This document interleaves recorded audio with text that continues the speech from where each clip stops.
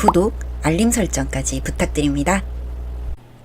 오늘도 우리 사는 이야기 찾아주셔서 감사합니다. 사연자분이 보내주신 이야기 시작해볼게요. 저는 어릴 때부터 살이 잘 찌지 않은 체질로 힘들어 했었어요. 부모님은 저를 걱정해 한약이나 병원을 데리고 다녔고 조금이라도 살을 찌우게 하기 위해 억지로 음식을 먹였죠. 하지만 체질이란 게 그렇게 쉽게 바뀌고 이겨내지진 않더라고요. 마른 몸은 힘도 잘 안 나더라고요. 중학생 때 공부를 하다 체력이 딸려 기절한 후로 필라테스를 시작했죠.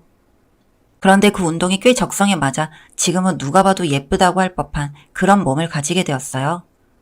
그 운동이 적성에 맞아 학과도 물리치료학과를 나와 병원 일과 주말 필라테스 강사 일을 겸직하고 있고요. 아무래도 필라테스는 여자들 위주로 하는 운동인지라 언니들 동생들과 함께 어울리니 꾸미는 것에 관심이 많아졌죠. 대학에 졸업할 때쯤엔 길을 다니면 번호를 한두 번쯤 따이는 게 예산일은 아니게 되었어요. 제가 가끔 거울을 봐도 이 정도면 꽤 예쁘다 싶었고요. 병원 일과 강사 일을 겸직해 쉬는 날은 거의 없지만 쉴 때는 어차피 늘 운동을 달고 살았으니 삶은 나름대로 만족스러웠어요. 그러다 병원에서 같이 일하는 주임 선생님께서 본인 친구를 소개시켜 주었고 그분과 연애를 시작했어요. 꽤 괜찮은 분이셨어요. 키도 크고 몸도 좋고 운동이라는 공통 주제를 가지고 꽤 오랫동안 대화를 했고 코드도 잘 맞았죠. 그분은 작업 치료를 하시는데 헬스장 트레이너를 겸하고 계시더라고요. 저와 비슷한 생활 패턴과 비슷한 관심 주제를 가진 사람이라 퇴근 후 또는 쉬는 날 데이트도 자주 하고 영화도 보러 다니고 그랬어요. 순탄하게 3년간 연애를 하고 저희는 결혼을 했습니다. 제가 연차도 높고 연봉도 더 많아 모은 돈도 더 많았어서 반반 아닌 반만 결혼을 했어요. 집은 제가 살던 집에 남편이 큰 가구들만 바꿔서 들어왔고 차도 제가 타던 차가 있어서 남편은 병원을 퇴사한 후 완전히 헬스 트레이너로 전향했어요. 결혼식에 관한 부분은 시댁과 남편 쪽에서 부담했고요. 요즘은 결혼 준비에 남자 여자가 없다고 하니 적당히 조절한 후 저희끼리 행복하게 살자는 마음이었어요. 저와 남편은 아이 계획을 가지고 임신 준비를 하기도 했지만 남편의 정자수가 조금 많이 부족한 편이라 어렵더군요. 시험관까지 해가면서 임신을 하기엔 제가 체력적으로 너무 지칠 것 같았고 남편도 제가 그렇게까지 힘들어하는 건 보고 싶지 않다며 둘이서 행복하게 살자고 말해줬네요. 남편은 어딜 가나 제 자랑을 했어요. 이렇게 예쁘고 돈도 잘 벌고 성격도 좋은 아내를 만났으니 평생 자기가 떠받들며 살아야 한다며 너스레를 떨곤 했었죠. 하지만 그런 시간들은 오래 가지 않았어요. 제가 살이 찌기 시작했거든요. 임신 일로 스트레스를 받아서 그런지 2달 만에 17kg라는 살이 쪘어요. 남편은 스트레스 받는 절 보고 초반에는 살이 쪄도 예쁘다, 곧 빠질 것이라 위로해줬지만 점점 더 몸이 불어나는 걸 보며 제게 신경질을 내거나 차가운 말투로 대응하는 등 실시간으로 마음이 식어가는 게 보였어요. 어쩔 수 없었겠죠. 서로 확실하게 자기 관리를 하는 모습에 애정을 가지고 사랑을 한 건데 저도 제 살찐 모습이 너무 싫었어요. 더 이상 몸무게가 올라가지는 않겠지 하고 매일 밤 울었지만 체중계의 숫자가 70kg를 넘기자 저는 병원을 가야겠다고 생각했어요. 몸무게가 60kg를 넘겼을 때 이미 강사 일은 그만뒀었어요. 이런 몸을 가지고 운동 강사라니 말도 안 되는 일이라 생각했거든요.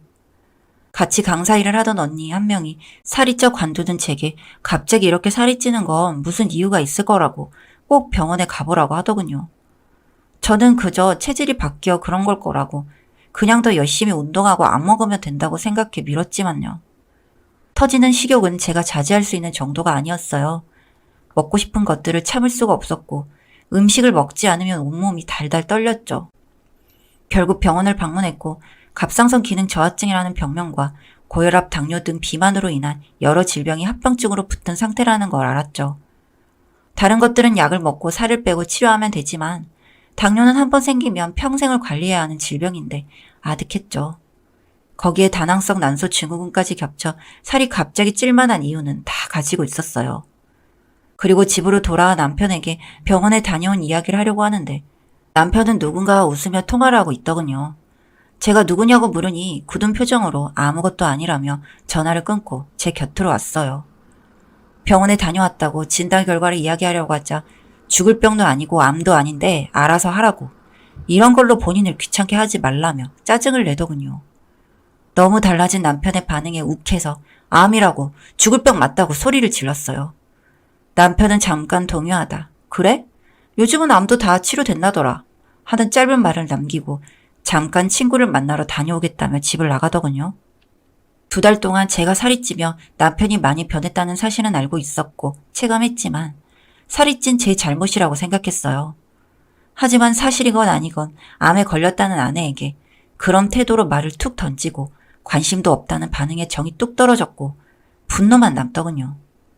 난 본인에게 예쁘고 옆에 끼고 다니면 좋을 액세서리 같은 존재였구나 싶었어요. 그리고 결심했죠. 어떻게 해서든 살을 빼고 옛날 모습을 되찾은 후 저 새끼를 차버릴 거라고. 병원 치료와 함께 식단 조절, 운동과 보조제까지 먹어가며 정말 열심히 살을 뺐어요. 찌는 건 2달 만이었지만 빼는 데는 반년이 넘는 시간이 걸렸죠. 조금씩 변하는 제 모습에 남편은 살이 좀 빠졌네? 하며 관심을 주는 듯 했지만 항암 치료를 하면 살이 빠진다고 다들 이야기하니 그런 줄 알았나 봐요. 이내 관심을 끄더군요. 암에 걸렸다는 말은 남편이 다시 물어보지도 않고 언급을 하지도 않아 저는 아예 정정하지도 않았어요. 저는 정말 열심히 운동과 자기관리에 힘썼어요. 퇴근 후에는 늘 근처 공원을 뛰었고 그 후에는 헬스장에 가 근력 운동을 하고 하루에 최소 3, 4시간 운동을 했죠. 그러던 중 남편의 외도를 직접 보게 되었어요. 사실 의심은 계속 하고 있었어요. 집안에서도 저는 유령 취급을 하며 누군가와 전화를 하며 웃고 떠들고 그랬었고 외박도 매우 잦았죠. 하지만 증거가 없었기에 어차피 이혼할 사람인데 싶어 모른 채 했죠. 어느 날 집 근처에서 사고가 났다고 블랙박스 영상을 요청하는 연락이 왔고 사고 부분을 잘라내기 위해 영상을 열었는데 남편이 제 차로 내연녀와 차 안에서 관계를 하더군요. 주변을 보니 아파트 근처 공원인 듯 했어요. 제 차에 내연녀를 태워 모텔도 갔더군요. 제가 살이 찐 후 제대로 여행도 가지 않았는데 내연녀와는 여기 호텔, 저기 바다, 온갖 곳을 다 놀러다녔네요. 이혼할 마음으로 저도 관심을 껐는데 그동안 이런 짓을 하고 다녔을 줄은 몰랐어요. 블랙박스 영상을 USB에 담아두고 저는 남편에 대한 증오심과 복수심을 불태웠어요. 그리고 외도에 대한 증거를 찾았죠. 2 사람은 불륜을 저지른다는 사실을 제대로 숨기지도 않더라고요. 남편은 집에 들어오지 않았고 집에 있는 컴퓨터에는 남편의 카톡이 로그인되어 있었어요. 그 카톡을 파일로 담아 제 폰에 저장했어요. 그 둘에게 전 돼지, 돈줄이라고 불리며 조리돌림 당했었어요. 남편은 저와 이혼할 생각은 없더군요. 당연하겠죠. 집도 차도 모두 제 명의고 본인은 모은 돈 하나 없는 개털에 노후 대책도 없이 제 연금에 기대어 꿀빨 생각만 하고 있었고 최근에는 비트코인으로 작게나마 모은 돈을 모두 날렸고 헬스장도 제대로 나가지 않았나 봐요. 바람 피우느라 바빴겠죠. 버는 돈은 없고 모은 돈도 없고 평생 제게 기생할 생각이었나 봐요. 눈꽃만큼 남은 정도 다 털리더라고요. 용서를 빌고 제게 노력하면 한 번 정도는 넘어가줘야 하나 하는 멍청한 생각도 가지고 있었는데 그런 생각조차 있게 만들더라고요. 2 사람의 천박한 대화는. 결국 살이 찌기 전 그 몸무게를 되찾고 그 당시 입던 원피스를 입고 예쁘게 화장을 한 후 남편에게 밖에서 외식을 하자고 했어요. 그쯤에는 남편은 거의 일주일에 한 번꼴로 집에 들어와 얼굴을 마주한 적도 드물었는데 예전의 모습을 되찾은 저를 보고 잠시 당황한 듯한 남편은 오랜만에 보는 미소를 제게 보여주며 알겠다고 하더군요. 분위기 좋은 레스토랑을 미리 예약해둔 저는 덤덤하게 메뉴를 시키고 남편에게 물었어요. 나한테 할 말 없냐고. 남편은 머쓱하게 웃으며 당신이 운동한다고 바빠 자기와 집에 신경을 안 써줘. 나도 신경을 못 쓴 것 같다며 이제 자기도 신경 좀 쓰겠다며 웃더라고요. 그 가증스러운 모습이 구역질이 지경이었죠. 그리곤 갑자기 잊은 걸 상기시키듯 암은? 무슨 암이었어? 완치는 했어? 등등 질문을 쏟아냈어요. 저는 헛웃음을 치곤 이제서야 그게 궁금하냐 비꼬고 싶은 마음을 꾹 누르고 내연녀와 남편의 벗은 사진을 건넸어요. 남편은 그 사진을 보자마자 오해를 하고 내 이야기를 들어보라고 허둥대다가 결국 한 번만 용서해달라고 빌더군요. 그게 진심 어린 사과였다면 넘어갔겠지만 그 사람에게 전 돈줄이라는 사실을 이미 알고 있었던 전 돈줄 잃을까봐 겁나냐며 비꼬았죠. 남편은 아니라고 정말 사랑한다고 본인이 멍청했다고 엉엉 울며 무릎을 꿇었지만 이미 늦었죠. 전 남편에게 오늘은 친정에 가 있을 거니 오늘 안으로 짐은 다 정리해줬으면 좋겠다고 위자료 조금이라도 줄이려면 좋은 변호사 구하라는 말을 끝으로 식당에서 나갔어요. 그리고 친정으로 돌아가 엄마에게 안겨 엉엉 울며 그간 있었던 일을 모두 토로했죠. 아빠는 당장 그 자식 찾아가 죽여버릴 거라고 욱하셨지만 저는 그럴 가치도 없다고. 이미 직장도 없고 모은 돈도 없고 코인에 미친 정신병자 새끼라고. 그저 이혼한 후 위자료를 뜯어내면 그만이라 이야기했어요. 다음 날 엄마와 함께 변호사를 선임해 남편과 내연녀에게 상간녀 소송과 위자료를 받아내기 위한 절차를 밟았고 열심히 모아둔 모든 증거를 넘겼죠. 그 후로 집으로 돌아갔어요. 집에는 남편의 짐이 그대로 있더군요. 엄마와 함께 남편의 모든 짐을 정리해 문 앞에 두고 비밀번호를 바꿨어요. 최근에는 거의 집에 없다시피 해서 그런지 짐도 옷까지 몇 개가 전부였고요. 남편은 더워라 비밀번호를 몇 번 눌러보다 초인종도 누르지 않고 짐을 가지고 돌아간 모양이에요. 그리고 시어머니께 장문의 문자를 보냈습니다.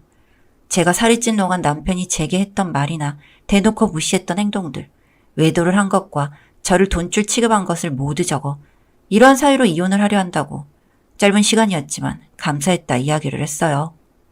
시부모님은 제게 잘해주셨고 잘못이 없으시니까요. 시어머니는 제게 전화가 와 본인이 사과하면 안 되겠냐고. 아들 잘못 키운 죄는 본인이 받을 테니 한 번만 용서해달라고 빌었지만 저는 이미 정이 너무 떨어져 한 집에 사는 것도 얼굴 보는 것도 힘들다며 죄송하지만 이혼을 하겠다고 했어요.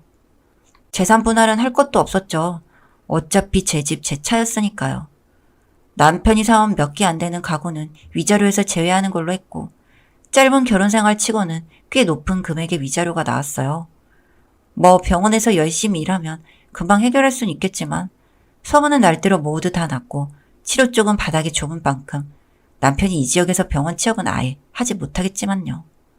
내연녀인 사람도 본인 전 병원에서 작업치료를 하던 사람이던데 욕은 욕대로 먹으며 조리돌림 당하고 병원을 관뒀다고 하네요. 겉모습만 보고 사람을 판단하고 사랑하면 안 된다는 교훈 절실히 느꼈어요. 전 남편은 제가 아닌 제 몸과 얼굴, 돈을 사랑했던 거였죠. 그랬으니 제가 몸과 얼굴을 잃자마자 바람을 핀 거고요. 역겹기 짝이 없었어요. 또 연애를 할 수 있을지, 사람을 믿고 사랑을 할 수 있을지는 모르겠지만 다음 연애를 하게 된다면 외면이 아닌 내면을 사랑해주는 사람과 행복한 연애를 하고 싶어요. 지금은 그저 결혼 생활 동안 사랑받지 못했던 저를 아껴주고 더 사랑해주려고요. 사연은 여기까지였고요. 우리 사는 이야기 시청해주셔서 감사합니다.